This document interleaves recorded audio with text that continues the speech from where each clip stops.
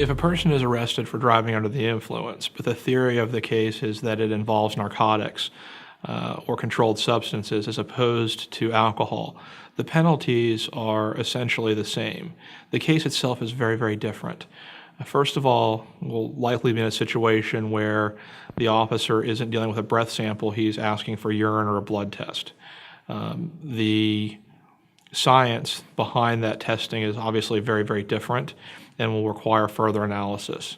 Additionally, one of the factors that has to be considered in a driving under the influence involving narcotics or drugs is that the state has the burden of proving that a person was under the influence of the drug that is contained in this case at the time they were driving. It's common knowledge that drugs are in your system for a number of days after they've been used, and even after you're no longer under the influence. Drugs such as marijuana are in your system for as much as 30 days. Other drugs, 3 to 5 days, depending on the exact narcotic involved. So one of the key components of a DUI case involving drugs is trying to pinpoint when the drugs were ingested, if they were ingested, but assuming they were, when they were ingested, and whether the person would still have been under the influence at the time they were driving the motor vehicle. Oftentimes in these situations, an officer makes an arrest based on a person's behavior on scene.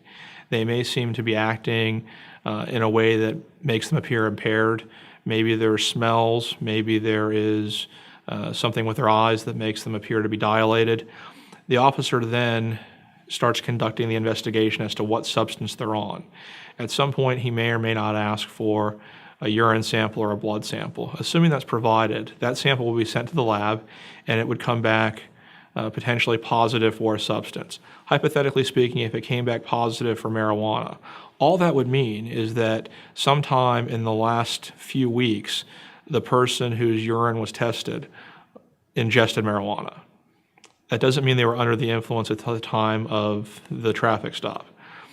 From that perspective, the timeline of when the marijuana was ingested becomes pertinent to the defense. The officer's arrest for driving under the influence is based on the person's behavior at the time that they were stopped. If the burden is on the state or the government to demonstrate that the behavior the officer observed was caused by the drug in the person's system, if they can't make that link, it becomes very difficult for the state to convict a person of driving under the influence.